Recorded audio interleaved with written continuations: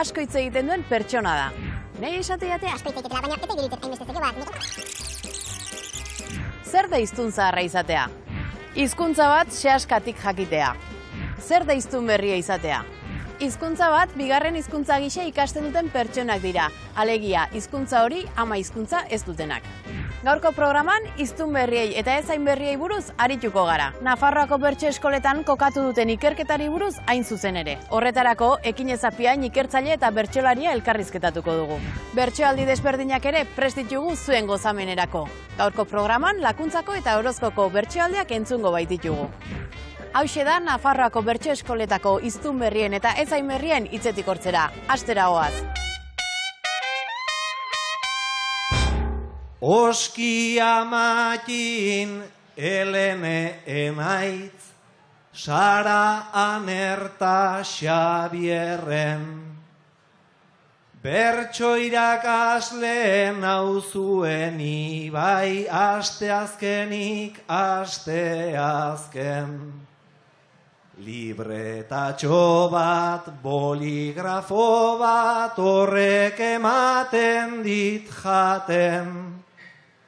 Aiena entzun eta neronen uste garbiak esaten. Gaur zuek esan beharko duzuen nik zer hobetu nezaken.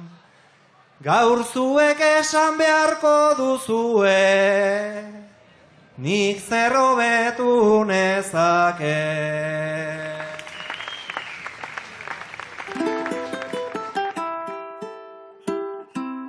Hiztun berriak eta ezain berriak Nafarroako bertso eskoletan izenburuko ikerketa ondu du Ekinezapiain ikertzaile eta bertsolari beratarrak Miren Artetxe eta Naroa Barrusorekin batera. Nafarroako bertso eskoletako hiztun berriei buruzko ikerketaren nondik norakoak xehetu asmoz elkartu gara Ekinezapiainekin. Ekine, bertsolari izan da, bertsolaritzari buruzko ikerketa bat egitea, zer da, metabertsolaritza? Bai, errandezakegu bai ez, eta nik uste dut horrek abantaila batzuk eta desabentaila batzuk edo ekartzen ditula, ze azkenean ez, Mirenek bere tesian ere aipatzen du, bere mundua etnografiatzen edo ari denaren sensazioa, eta nik uste dut nik neuk ere sensazio hori izan dudala ez, ikerketa hau egiterako orduan. Abantailena nion azkenean ikergaia, gure gai bat zelako ez, bertsolaritza, gainera Nafarroan, elkarrizketatu ditugun pertsonak kideak izan dira, bai bertso eskoletan, bai oholtzan, eta aipatzen genituen gaiak ez, azkenean ere gure bizipenetatik edo izan dugu haien berri. Eta horrek nolabaiteko hurbilpen bat edo ematen zigun ez, edo niri behintzat ematen zidan, ze banekien edo egin batean jazaude mundu horren barnean ez, eta Miren Artetxe eta Naroa Barrusorekin egin duzu ikerketa, Nafarroan kokatu duzue, zergatik? Justu deialdia aterazun ikerketa egitekoa Nafarroko bertsozale elkarteak ez, Nafarroko bertsogintzari buruz, eta ni orduan gizarte antropologiako gradua bukatzen ari nintzen, eta bueno, guk graduan gauza haunitz ikasi ditugu eta bertzeak bertzez horrelako ikerketak eta egiten, eta diseinatzen hasi ginenean ikerketa ikusi genuen bi atal edo izan behar zitula, metodologia ere pixkat aldebikoa edo erabiliko genula, batetik kualitatiboa eta elkarrizketak eta diskurtsoak nahi genituela analizatu, baina bertzetik ere izan entzuela oinarri kuantitatibo bat, ez? Eta horre bertsozale elkarteak bertso eskolen inguran eta egin du datu bilketa bat, eta pixkat datu hoiei ere manai geniela leku bat, eta izan behar zutela, eta kuantitatiboki gu ez gara bere xikeabiliak, eta hor Mirenek aipatu zidan. Naroa Barruso taldera gehitzearen ideia, bera matematikari eta pixkat ez, datuak analizatzen eta lagunduko ziguna, eta pixkat bera arduratu da atal hortaz, eta gu gehiago kualitatiboaz, eta nik uste dut horrela osatu dugula hiruen arteko lana edo. Eta Mirenek aipatu zidan berak bazitula hor tesitik ari batzuk zintzilik, aprobetxa genezakela ez, beka deialde hori eta hortik pixkat ekin genion edo bideari. Abia puntua badugu, ea bideak nora garamatzan.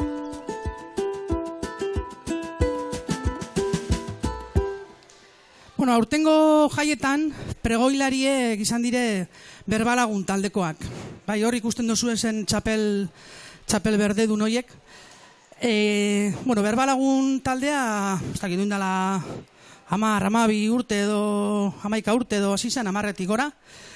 Ta hor da, zintzo martitzenero, ordu bete teorian, praktikan 2 eta 3 orduz be euskeraz, eta, merito batzu, handiek eukida hori ez pregoilarik izateko, eta toka hoiak aurten. Eta posposit dauz eurek, eta gube bai.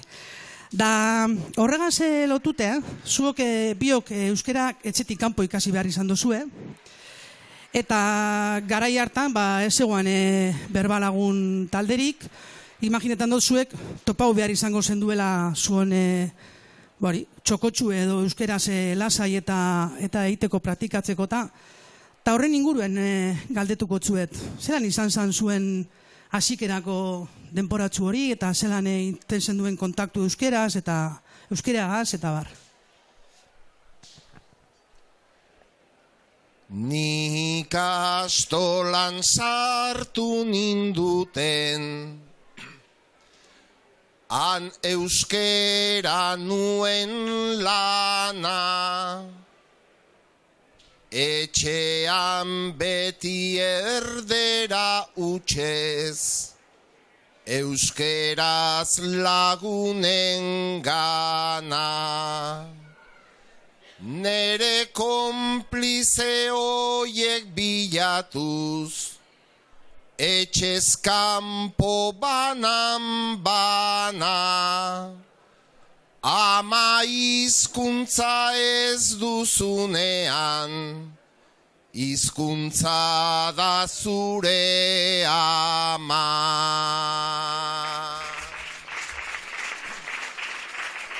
Ni santutxunta 15 urte, neuskala edonde magun, inguru erdaldun baten barruan, familia eta lagun. Ta santutxuko bertso eskolara, antzegura nuen jardun, ni euren bertxokiden nintzen ta, eurek nire berbalagun.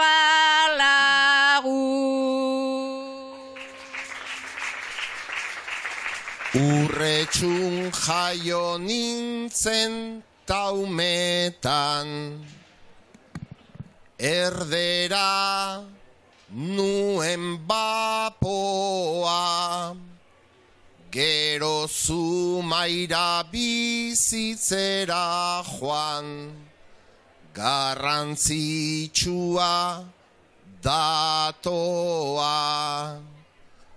Euskaldun artean sentitzean, han 2. mailakoa, nere buruaren sinisten, hori izan zen gakoa.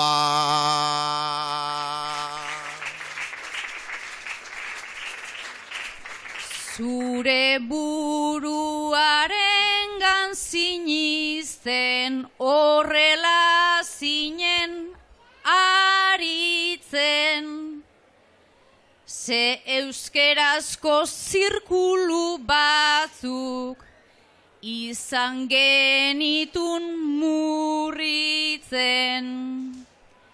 Bertso eskolara joan ta euskal zirkuluetan ibiltzen, autu horiek egin ezean, erderaz biziko nintzen.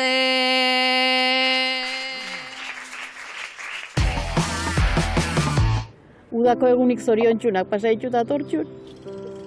Ze udako urte guztiko. Ez bizi osoko nere egunik onenak atortxun. Eta ja ez egingo. Eta geratzen zaidan bakarra edalontzi hau da. Aurten, azken atortxu ospatu da lakuntzan, eta herri osoa inplikatu da antolaketan. Lan ordu asko izan dira, eta emozio handiz bizi izan da atortxu berezi hau. Zuek lakuntzarrak zarete. Antolaketan, lanean sutsuki aritu zarete, hasieratik bukaeraraino. Azken esiak eta hondarrak oraintxe eraman dituzte. Karpak zeuden lekuan dagoen utsuenari begira, gelditu zarete, bizitakoa adieraztoko hitzen bila. Dena bilduta, dena gorbetan, lan guztia ja eginda, bakoitzak dakize momentutan, jarri duen bere ginda. Naizta hau hasi zen amaiera, izango zela jakinda. Dirudi ezer ez dela pasa, baina pasatu eginda.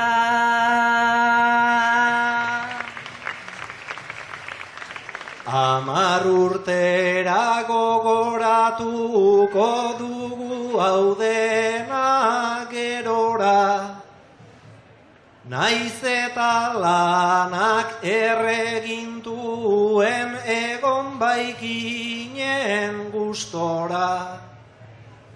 Eta formula hori bera da gogoa eta denbora.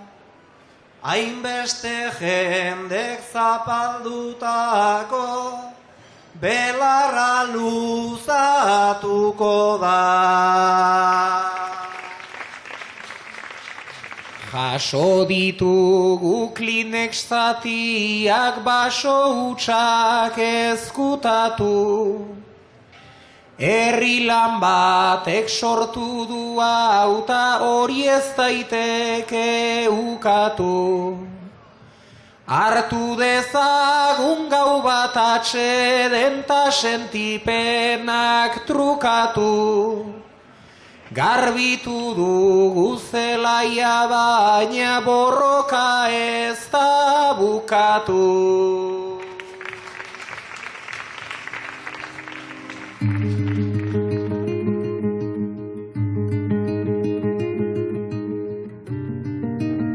Ekine, zein dira hiztun berriak eta ez hain berriak Nafarroako bertso eskoletan? Horren gibeletik datorrena edo da, hiztun kategoria edo nola eraikitzen denez, ikertu nahi izan dugula. Hau da, edozein kategoria sozial moduan eraiki egiten da, hiztun kategoria hori. Eta egia da, Euskal Herrian ez, oroar hiztun kategoriei dagokionean edo zabalduenen egon den dikotomia edo badela ez, hiztun zahar, hiztun berri dikotomia hori, edo ematen du ez, horren bueltan eraiki direla hiztun kategoria gurean. Eta pixkat hori egon denez ez ikerketaren oinarrian eta hori deseraikitzeko nahi erranen nuke, horregatik erabaki genuen titulu hori edo izenburu hori jartzea ez. Nafarroako bertso eskoletan kokatu duzue ikerketa, baina ikerketa bera ere kokatu behar da Nafarroako egoera soziolinguistikoan. Nafarroak ez badu egoera beresi xamar bat, realitate linguistikoari dagokionean, ezakit horre dago Euskararen foru legea ez, zonifikazio moduan edo ezagutzen duguna, Nafarroako herrialdea ez, banatzen duena eremuka, eta eremuetako bakoitzan ez, Euskara edo ofiziala da, edo ez da ofiziala, eta nolabait ez, eremuaren arabera, ematen zaizkizu, kentzen zaizkizu hizkuntza eskubide batzuk, eta horren gibelean ez legedi bat dago, baina egia da horren bueltan iruditeria oso bat ez, eraikitzen dela, herrialdearena eta herrialdearen errealitate linguistikoarena. Zein da Nafarroako bertso eskoletan dabilen ikasleen perfila? Pixkat hortik dator ere abia puntua ikerketarena profiletik edo bertso eskoletako edo bertsolarien profiletik, ze pixkat ikerketa hau abiatzen da edo ohartzen garenean oroar plazaz plaza dabiltzan bertsolarien artean agitz gutxi direla hiztun berriak, eta baita entzulegoaren artean ere, entzuleetan haunitzez ere gehiago direla ez hiztun zahar direnak, eta pixkat kontuan hartuta Nafarroako gazteen erdia baino gehiago dela gaur egun hiztun berria, hiztun berri kontzeptua diogu egunean edo egin nahi diogu erreferentzia etxetik euskara jaso ez duen horri, hau da, Hor hartu ginen bazegola galbae bat, zergatik ez, bertso eskoletan ez dago hiztun berririk, edo zergatik bertsolarietan ez du aurkitzen hiztun berririk, edo nekez ez aurkitzen dugu hiztun berria den norbait. Hor bat zegoen galbae bat, eta ikertu nahi genuen pixkat zein zen galbae hori, eta noiz ematen den, aurretatik nerabezarora, helduaroan ematen den, eta datuak analizatzerako orduan hori berretsi dugu. Agitz gutxi dira bertso eskoletan ez, izena ematen duten hiztun berriak. Eta zerk eramaten ditu bertso eskolara?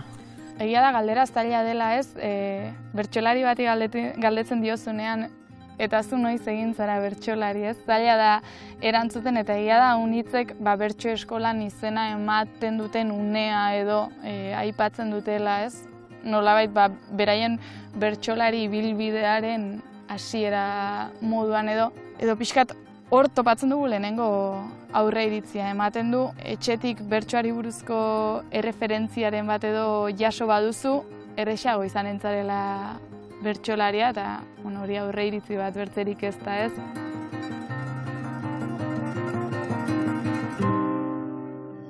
Biok gurasoak zarete, eta kezkatuta zaudete zuen seme-alaba nerabeak festak izan arren, ordu luzeak pasatzen dituztelako bere gelatik atera gabe. Sartzen zaretenen bakoitzean, mugikorra edota tabletari begira daudela ohartu zarete. Goizez edo atxaldez, sartzen naiz gelara, ta hor daude begiak adi pantailara, zuenean berdina gertatzen da ara, gu oraindik joaten garen ez festara, akaso arazoa gu izango gara, akaso arazoa gu izango gara.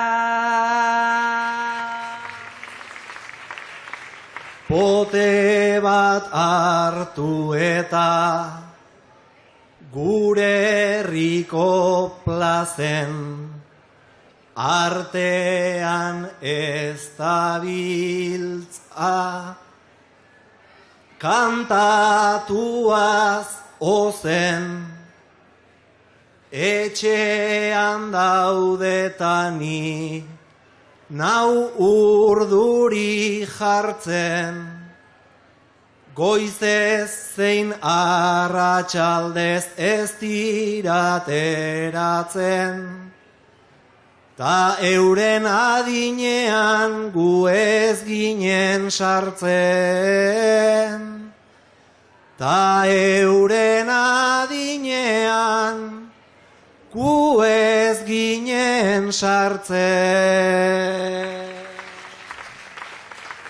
Gu ez gaude akaso eredu emateko, zer egiten dugu gazte sentitzeko, estadoetara igo trago bakoitzeko, argazki bat kuadrillan lehengo antzeko, igual ez dira irtetzen gu ez ikusteko, igual ez dira irtetzen gu ez ikusteko.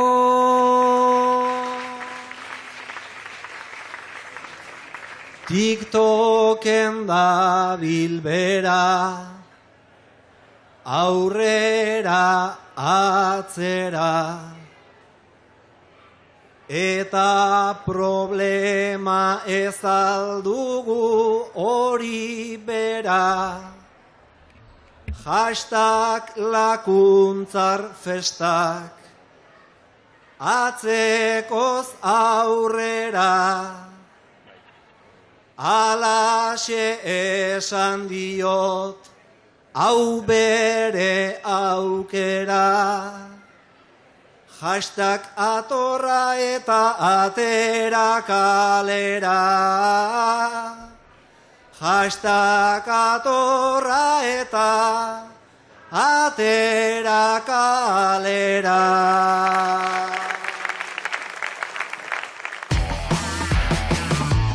Bale, musikaria zara, eta gaur eman behar zenuen kontzertua bertan bera suspenditu. Eginda, behar ziren baldintza minimoak betetzen ez zirelako. Kontzertu hau prestatu dut, prestatu dugu asako, dena baita berezia, beti hiribururako, iritsi gara orduan, gaur soinu probetarako, ta sorpresa falta dira, baldintza tekniko asko, euskaraz kantatzen dugu, euskaldunak garelako, ta berriro frogatu da, argi aitortu beharko.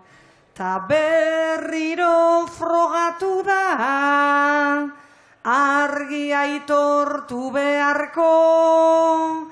Anekdota bat garela, udaletxearentzako.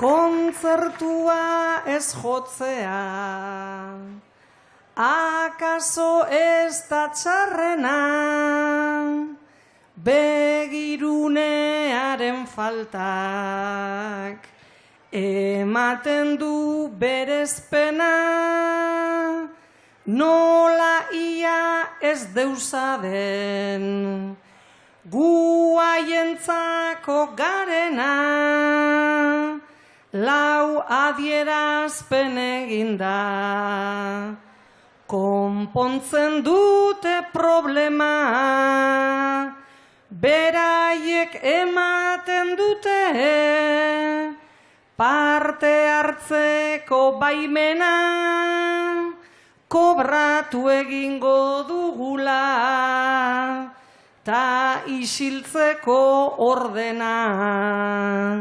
Kobratu egingo dugula, ta isiltzeko ordena, errespetua ez alda prezio minimoena.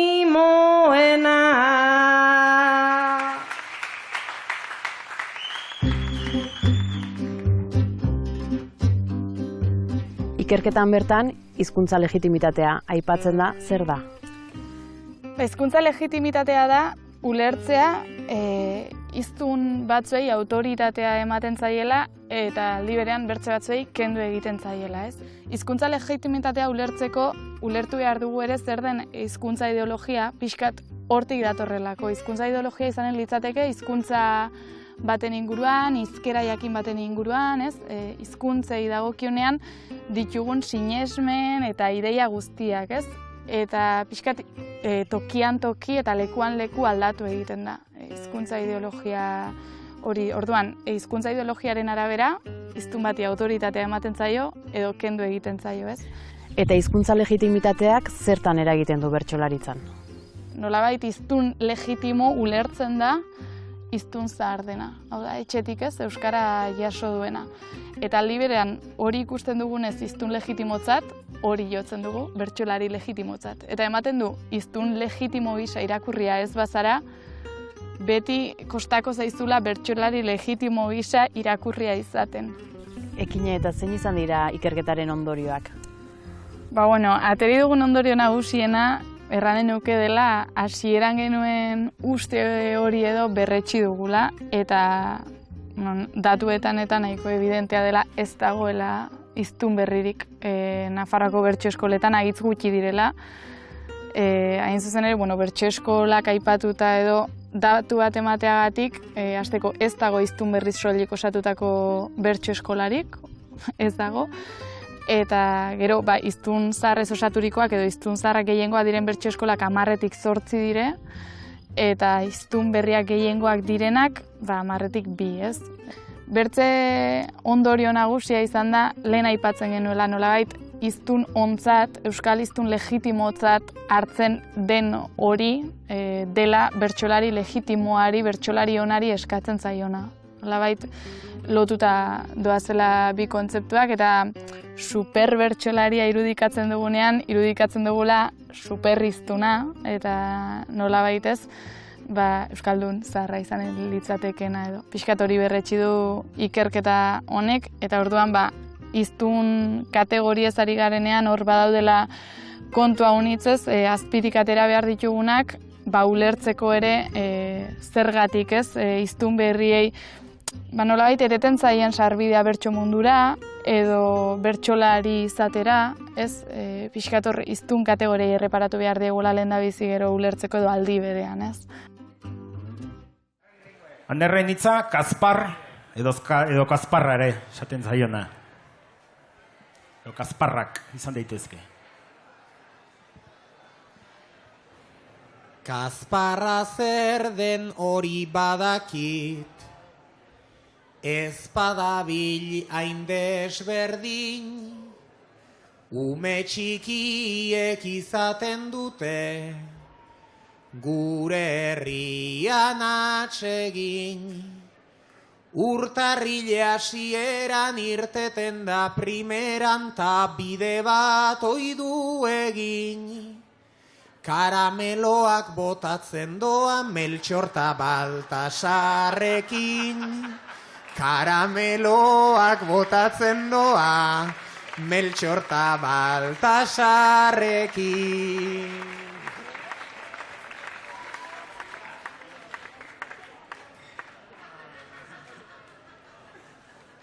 Bueno, Kasparra edo tximak, ez, edo hieluzea eta pixeat aldrebestuta daukazunean. Bueno, Sahatz.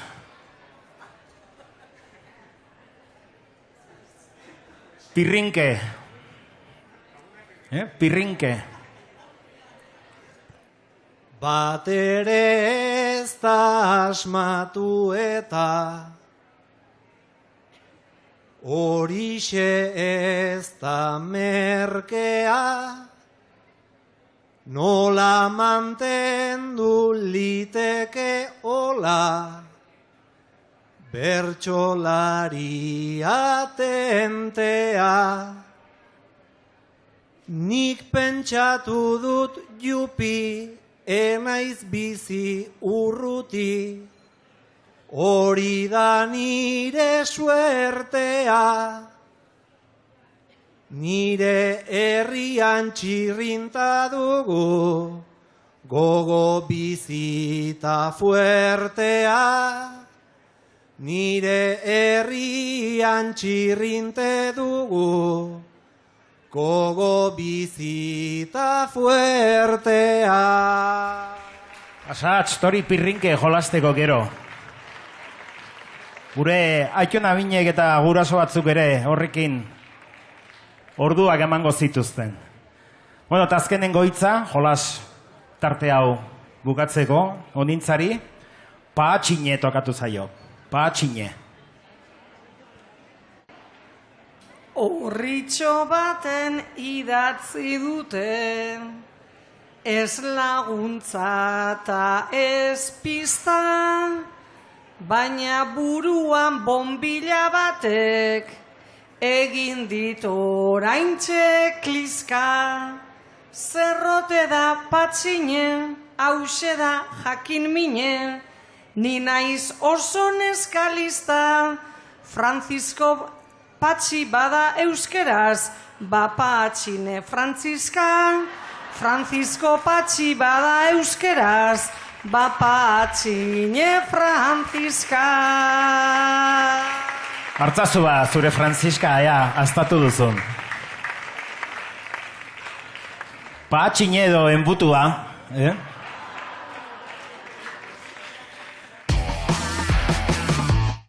Euskaldunok badin badaukagu da berba egiteko joera handia, ezta? Askotan berba egiten dugu, eta emoten dugu dana dauela esan da, eta ekintzetara pasau beharreko momentu da. Da hori ze pasau da Vuelta a Espainian egunokaz. Esan gabiz, Israelek daroan bidea parau behar dela, genozidioa parau behar dela, bai antza horrek ez dauko funtzionetan eta ekintzetara pasau behar dugu. Da, Vuelta a Espainian, bakizue, pare baten edo irutaina geldiara zindauriela ekintzaile batzuk ibilbidea, itxerrinduaren ibilbidea.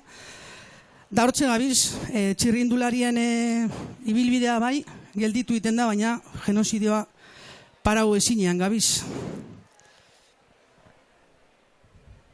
Kontzientzia izaten du asko txok lotan, ekintzak gutxitan ta hitz hutsak askotan.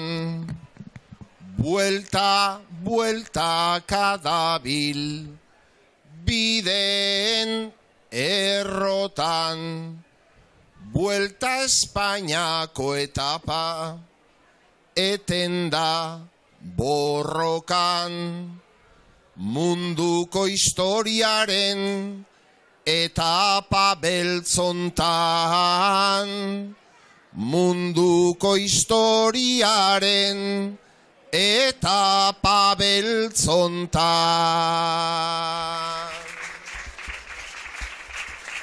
Vuelta Espainia zer da, bizpahiru asteko, eta Gazan ze gerra data zehazteko. Batzuk isilik daude, lehor eta seko, baina jendea prest da ekiten hasteko. Isiltasun gurpilau geldiarazteko. Isiltasun gurpilau geldiarazteko. Etapa moztu eta ez gaude berdingu, naiz Gazan esperantza ezin den berdindu, naiz nazio arteko legetan agindu, gobernuak ez dira asko alegindu, ta egin behar zena herriak egin du, ta egin behar zena herriak egin du. Estatuak isilik denak erretira, eta herrixeak soka horri tira. Orain alkate batzuk tortillari bira, ez dakit ia norantz dabiltzan begira. Orain violentoak protestak badira, orain violentoak protestak badira. Bilboko esprinean, zein mendiko aldapan, protesta egin behar da, etikaren faltan, ta jendeak badaki, herri honek zer daukan, eta Euskal Herriak bueltako etapan, duintasun bat jarri du munduaren mapan.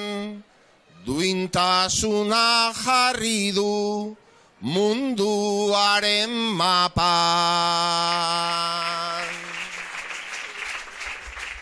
Zeo zer bagarela dugu erakutsi, eta Palestinarren eskuari eutsi.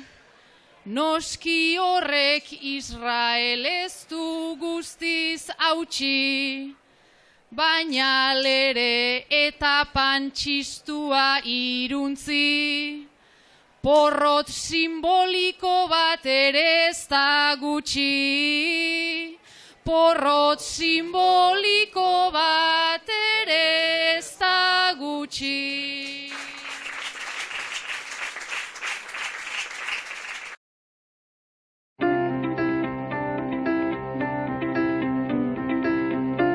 Iztunberriak diren bertsolariek edo eremu ez euskaldunekoak direnek pisu hori sumatu izan dute bere jardunean?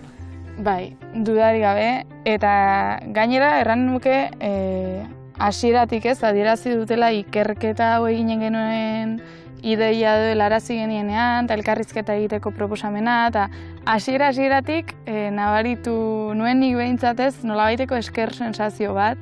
Lehendabiziko aldiz gaia landuko balitz moduan, ez? Nafarroan edo lehendabiziko aldiz erreparatuko balitzaio gisa horri. Haien ibilbidearen errepasoa egiterakoan eta argi adierazten zuten nolabait Iztunberri izatearen etiketa ez, sentitu dutela bertze hainbat etiketarekin batera ez. Eta zuk nola jaso dituzu bizipen horiek, beratarra izan da, Bortziretako bertseskolako kide izan da?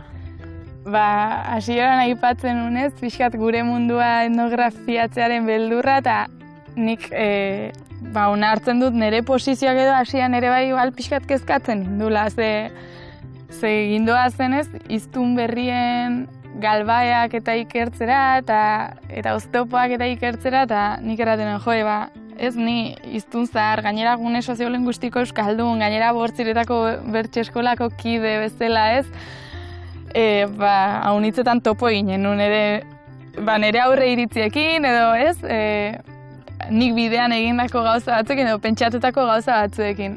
Eta uste dut nire posizioaren kontzientzia izateak edo ekarri didala ere ohartzea, akaso momentu jakin batzetan eta izenburuarekin lotuta ez, Iztunberri ez naizela izan, ni iztun zaharra naizelako ez, eta posizio hortatik ari naizelako, baina nolabait ez zain berri hori akaso izan naizela ez, hau da, iztun kategorien hierarkizazio horrek eta guzti hori eragiten digula modu batean edo bertzean, balio izan dit ere guzti hori berresteko edo guzti horren kontzientzia hartzeko.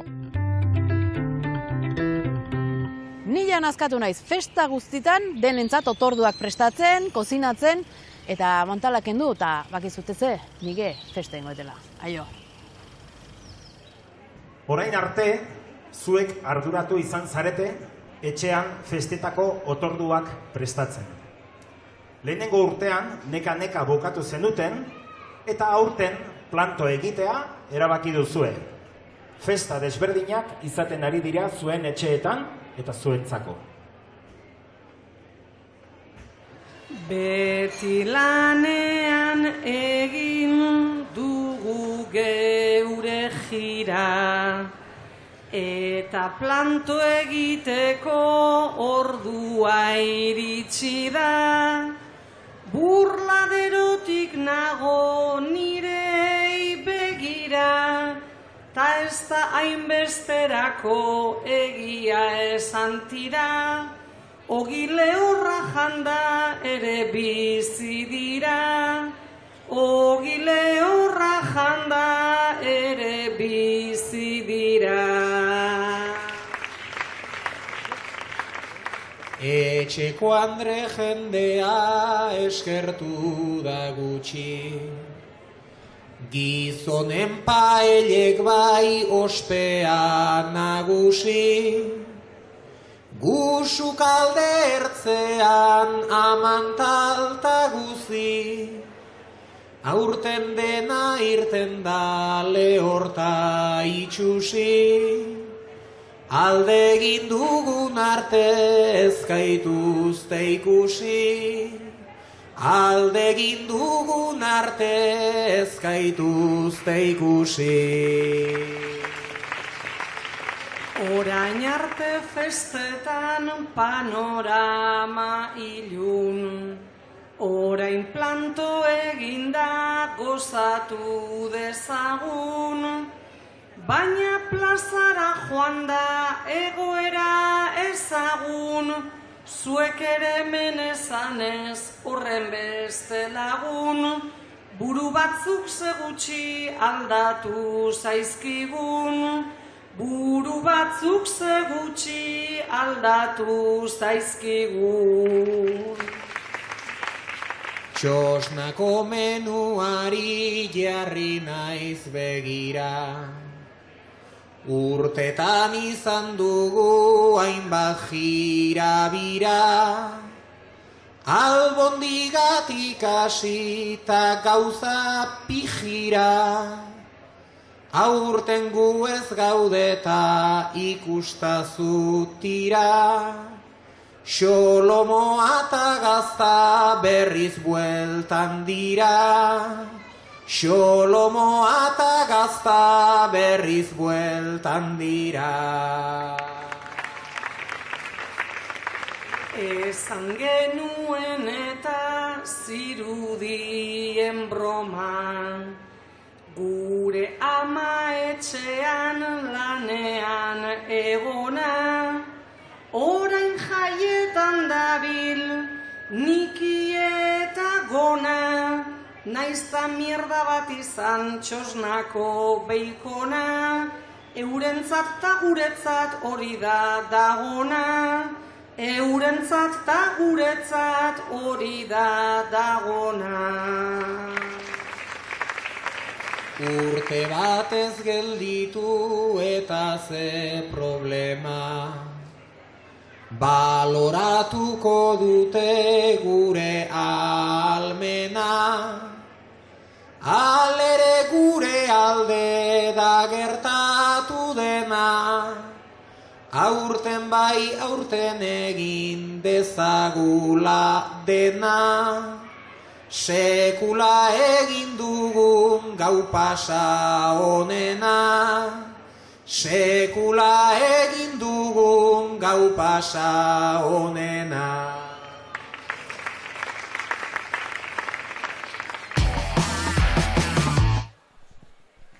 Tira, orain gaia bakardadea izango da. Bakardadea, baina zuok hirurok oso diferente bizi dozue bakardadea. Oiana, askotan egoten da bakarrik, baina zure autue izaten da. Zuk, alan aukeratute, askotan bakarrik egoten zara. Zu, Jon, gura baino gehiagotan egoten zara bakarrik, eta gustuko gauzak be egiteari uko egiten dutzezu bakarrik ez egitearren. Bai, hau bakarrik ez dute ingo, eta nahiz zure gustuko gauzak izan, ez dozuz egiten bakarrik ez egitearren. Eta nerea oso gitxitan egoten da bakarrik, sarritan egoten da jente gazinguratuta, bai batzutan eta nahi baino gehiagotan sentitzen zara bakarrik.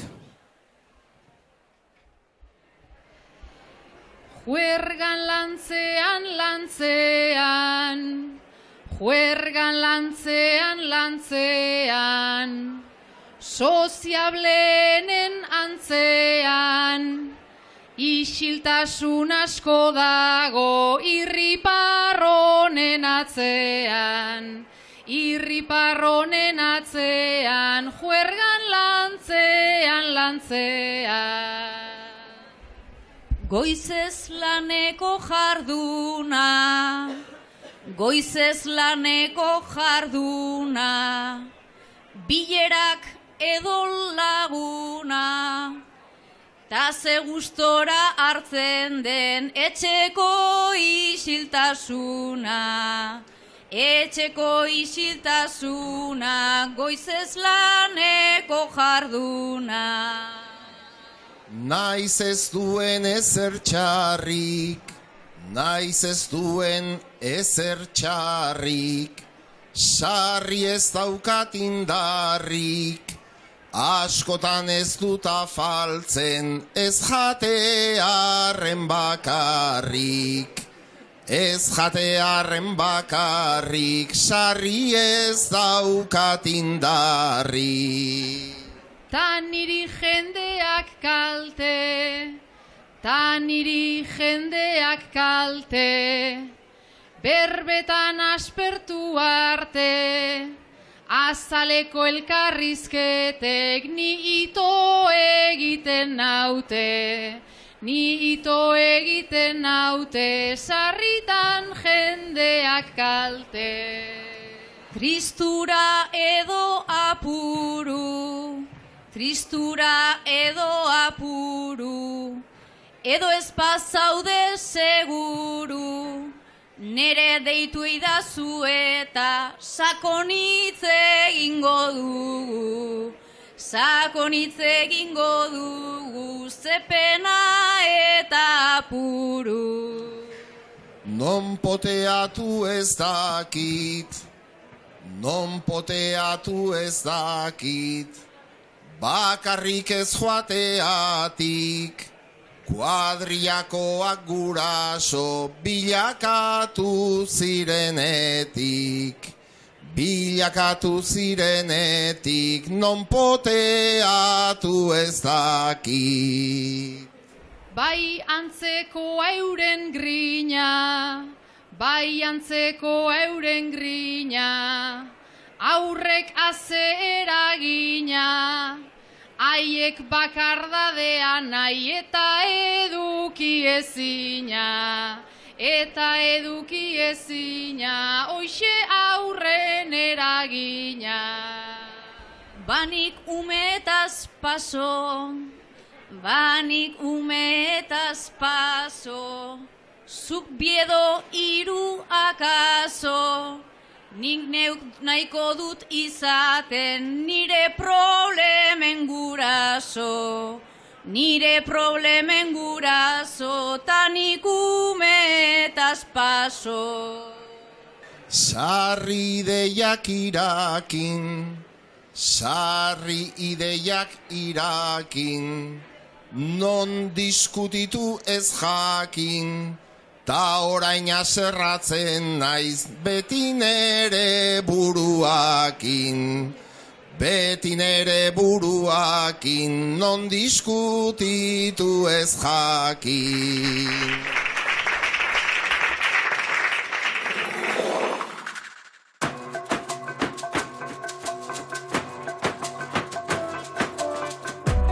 Udazkenean egingo dira Bizkaiko eta Nafarroako bertsolari txapelketak.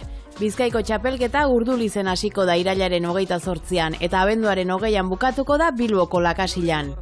Nafarroako bertsolari txapelketa berriz urriaren 4an hasiko da Auritzen eta azaroaren 29an bukatuko da Iruñeko Nafarroarenan. Bi txapelketen informazio eguneratua irubebikoitza.bertsozale.eus atarian duzue eta saioetako sarrerak berriz bertsosarrerak.eus atarian.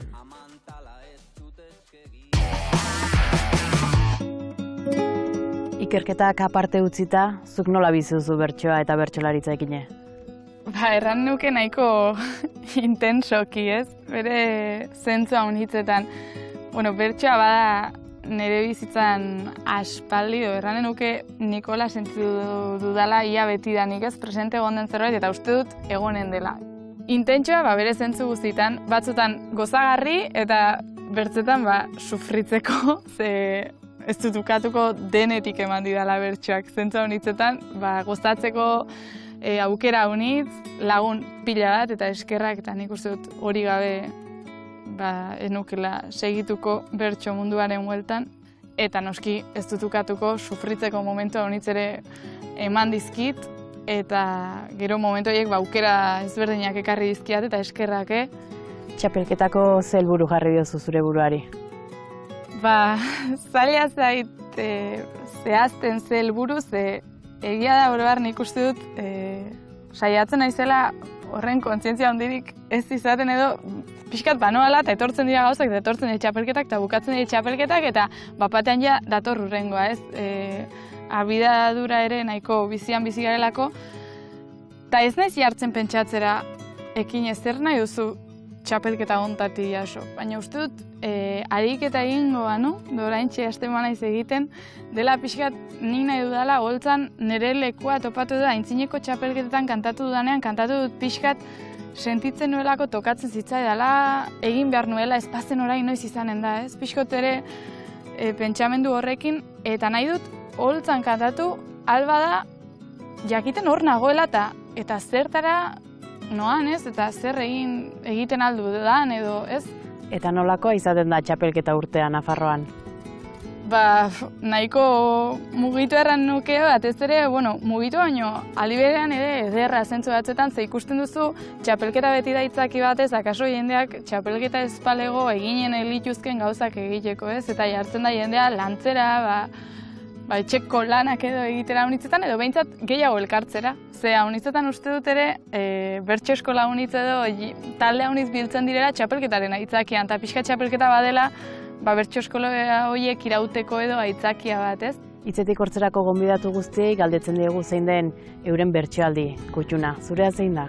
Pentsatu dut, ikerketa zaritu garen hontan, Mirenen bertsoaldi bat ekarri nahi nula, ze izugarrizko bertsolaria iruditzen zait Miren bera ere, eta oroitzen dut, txapelketa zer aritu garen hontan, txapelketa nagusian 2017an Durangon erranen nuke, saioaz ez naiz aitzongi oroitzen, baina oroitzen naiz Mirenen bukaerako agurra gelditu zitzaidala, ze kantatu zuen ez, kantatu zion pixkat bertso eskolan ari zen neska horri eta usteko zalantzak zituen neska horri, eta bukatzen zuen erraten, holtza hortan zeudenek ere gustura egingo luketela bertxotan neska horrekin, eta oroitzen naiz, zenbatetan, saio batean gaizki pasa, txapelketan gaizki pasa, pentsatu, merezit honek, ez, ezakite egiten hau gustatzen zain, ni hori pentsatzera ere ailegatu izan naiz batzutan, eta bertsoaldi hori jarri dudala batzutan oroitzeko, benga, ez zaizu zuri bakarrik pasatzen, eta begira, badaude, zuk miresten dituzun bertsolari batzuk zurekin nahiko luketenak egin,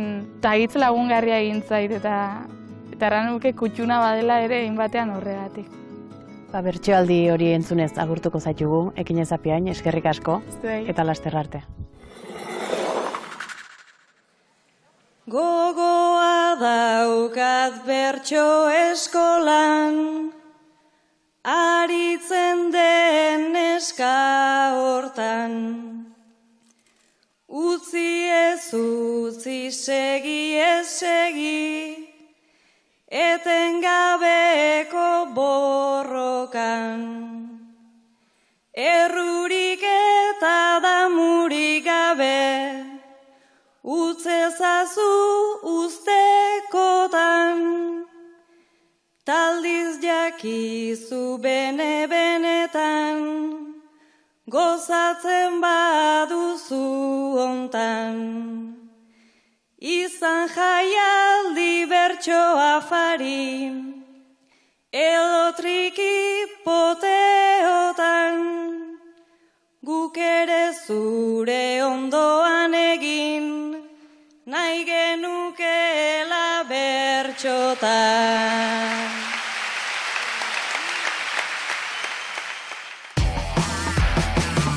Denboraldi honetan ere bertso jarriei tarte egingo diegu gurean. Manes Pagolak musikatutako bertsoak kantatuko dituzte Eñautagirrek eta Ainhoa Sarasuak. Gaurkoan, bertso berriak Horma Zaharrei jarriak izenburuko sorta entzungo dugu. Edo agian ezagunagoak egingo zaizkizue Espainian behera esaten badut. Sorta hau 1972an idatzi zuen Xabier Amuriza bertsolariak. Bertan, Zamorako kartzelako espetxealdia kontatzen digu. Xabier Amurizaren hitzak Eñautagirre, Ainhoa Sarasua eta Manes Pagolaren eskutik. Gozatu!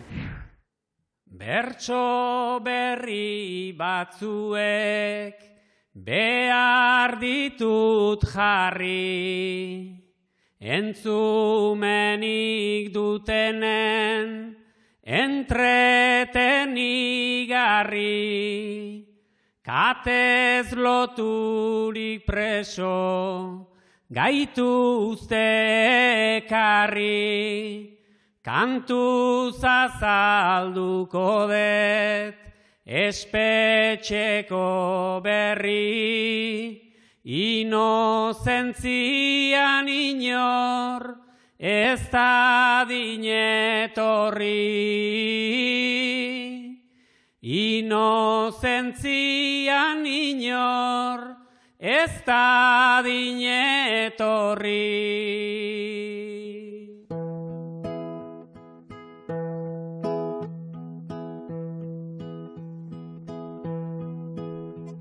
Espainian bera handago Zamora, basamortu oberik nonbait izango da. Ez mendi ez itxaso, ez belar ez lora, hementxe bizi behar hainbeste denbora. Hain maite degun euskal herritik kanpora. Hain maite degun euskal herritik kanpora. Etxetzar bat hemen da, itxuraz bikaina, goralduko nukena, gorroto dut baina, erdia zementua, erdia burdina, gizonak piztitzeko apropos egina, obezen infernura erori bagina. Obezen infernura erori bagina. Naizta mila gizonek izan gure kargu, Espainira jo behar ezer nahi badugu, handik berriz ezetza seguru dakigu, gorroto gaituzteta zertako erregu, olako xepiztien eskutan gaudegu. Olako xepiztien eskutan gaudegu. Bisita egunak ere begira zerdian, amari egin behar erdera garbian, gainera burdinazko bisare erdian, eta alkauete bat albotik guardian, urduntzi bat sartuko nioke ipurdian. Urduntzi bat sartuko nioke ipurdian. Ilunpean dagona maite du argia, baita egarri denak ere urgarbia, noiz baita ausiko alda gure uztarria, auzia sortzen denez lurpean jarria, kartzelan erneko da Euskal